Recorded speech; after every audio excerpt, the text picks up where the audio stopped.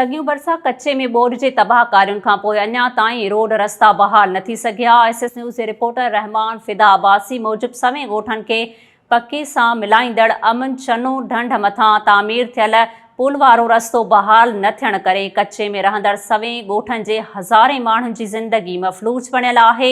ॻोठाणनि ॾाढो बचल कल्होड़ो, ज़ाहिद हुसैन कल्होड़ो ऐं ॿियनि SS न्यूज़ सां ॻाल्हाईंदे चयो आहे त UC अब्दुल करीम खैर जी चेयरमैन अली गुल अब्बासीअ जे ताउन सां पुल वारे रस्ते में ट्रालियुनि ज़रिए मिटी विझी रस्तो बहाल करे रहिया आहियूं।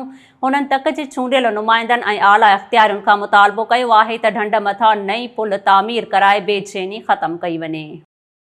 दादू सिविल अस्पताल शिफ़ाघर बजाए मौत जो घर बणिजी वियो। SS न्यूज़ जे रिपोर्टर अकील लाखो मूजिबि सिविल अस्पताल जे गायनी वार्ड में बीमार औरत खे आंदो। रतु घटि हुजण करे औरत जी तबियत ओचितो ख़राब थी वई। डॉक्टरनि बीमार औरत खे वार्ड में दाख़िल करण खां इनकार करे छॾियो।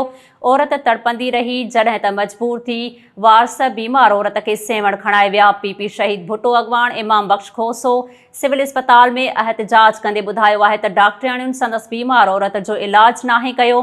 होॾां SS न्यूज़ तरफ़ां राब्तो करण ते सिविल सर्जन मौक़िफ़ ॾियण खां इनकार करे छॾियो। गवर्नमेंट बॉयज़ डिग्री कॉलेज मातलीअ जो ग्राउंड तलाउ जो ॾेख ॾियण लॻो। बरसातुनि खे 2 महीना गुज़री वञण बावजूदि पाणी नेकाल न थी सघियो। SS न्यूज़ जो रिपोर्टर नसीर सोलंकी मूजिबि नौजवाननि मीडिया सां ॻाल्हाईंदे चयो आहे त डिग्री कॉलेज जो हिकु ई ग्राउंड बचियल हुयो जिथे क्रिकेट ऐं फुटबॉल वग़ैरह जहिड़ियूं रांदियूं खेॾियूं वेंदियूं हुयूं, पर अफ़सोस जो ग्राउंड ते काफ़ी अरसे खां बरसाती पाणी बीठल हुजण सबबि हू परेशान आहिनि। उन्हनि वसवारनि खां मुतालबो कयो आहे त ग्राउंड तां बरसाती पाणी नेकाल कराए मायूसी ख़त्म कई वञे। टंडो आदम म्यूनिसिपल कमेटीअ जो CMO नादिर शाह अमरोटी बदिली थी वियो। नए CMO बाक़िर हुसैन बिरोही चार्ज वठी कमु शुरू करे छॾियो। SS न्यूज़ जे रिपोर्टर अब्दुल्ला बहण मूजिबि सिंध सरकार जे लोकल गवर्नमेंट खाते पारां टंडो आदम म्यूनिसिपल कमेटीअ जे CMO नादिर शाह अमरोटीअ खे बदिली कंदे बाक़िर हुसैन बिरोही खे मुक़ररु कयो वियो आहे, जंहिंजो नोटिफिकेशन पिणु जारी कयो वियो आहे।